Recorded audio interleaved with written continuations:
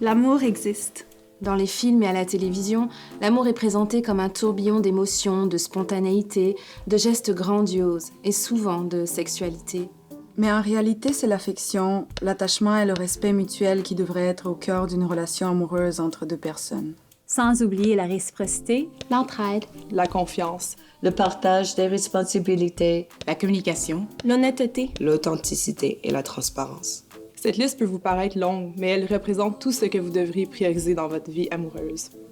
La violence conjugale existe aussi. Dans les films et au petit écran, on la voit sous forme de sang et d'ecchymose. Mais en réalité, la violence contre les femmes n'est pas toujours aussi apparente. Votre voisine, votre amie, votre cousine, votre médecin, votre enseignante. La femme ou l'enfant assise près de vous dans l'autobus pourraient tous être des victimes de violences conjugales à votre insu. Quand on entend parler de violences conjugales, on se dit tous « ça ne m'arrivera jamais ». Ça ne m'arrivera jamais. Ça ne m'arrivera jamais. Malheureusement, cela pourrait vous arriver. Plusieurs s'imaginent que les pires cas de violence conjugale apparaissent sans préavis, alors qu'en réalité, ce type de violence se développe petit à petit. Au début, les signes d'une relation abusive peuvent être subtils.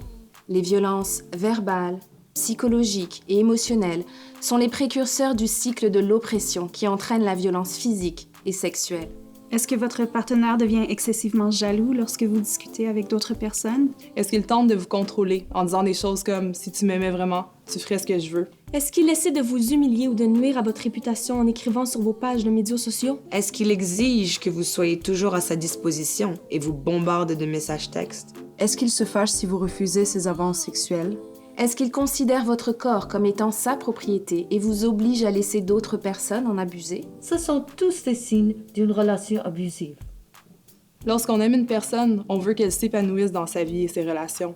On ne cherche pas à la contrôler et à la manipuler. Quand on entend parler de violence conjugale dans notre communauté, on dit des choses comme « Moi, je m'en irais. » Pourquoi elle ne le quitte pas?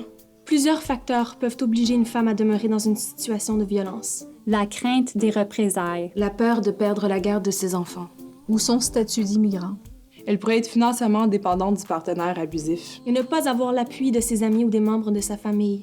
Elle pourrait être enceinte et craindre non seulement pour sa propre sécurité, mais pour celle de son bébé. Elle pourrait sentir la pression de sa communauté de rester mariée.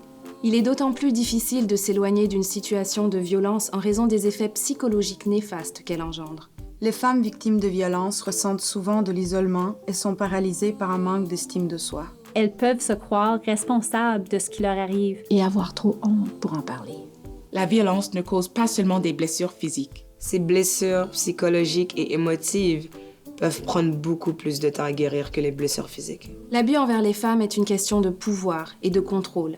Il renforce les inégalités entre les genres dans tous les aspects de la vie et prive les femmes de leurs choix individuels, leur liberté et leurs opportunités. Mettre fin à une relation de violence est souvent l'étape la plus difficile de la vie d'une femme. Mais avec l'aide nécessaire, c'est possible. Pour mettre fin au cycle de la violence, briser le silence. Si vous croyez que l'une de vos proches est victime de violence, parlez-en ouvertement avec elle, même si cela peut être intimidant. Ne jugez pas. Faites preuve de compassion. Écoutez. Si vous pensez vivre une relation abusive, dites-le à quelqu'un en qui vous avez confiance et demandez-lui de vous aider à trouver les ressources dont vous avez besoin. Appelez une maison d'hébergement. Les maisons d'hébergement sont là pour aider les femmes et leurs enfants à fuir toute forme de violence dont elles pourraient être victimes.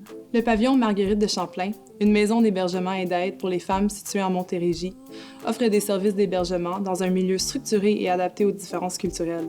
D'écoute téléphonique 24 heures, d'intervention en situation de crise et d'intervention auprès des enfants, ainsi que des groupes de soutien et des activités sociales. Ces services sont bilingues et gratuits. Vous pouvez obtenir de l'aide même si vous n'êtes pas hébergé au pavillon. Vous pouvez également faire appel aux services de consultation à l'externe. Demander de l'aide auprès d'une maison d'hébergement est une étape difficile, mais pour les victimes de violences conjugales, il s'agit du premier pas vers une vie heureuse et sécuritaire. Ensemble, nous disons non aux violences faites aux femmes. Vous méritez l'amour véritable.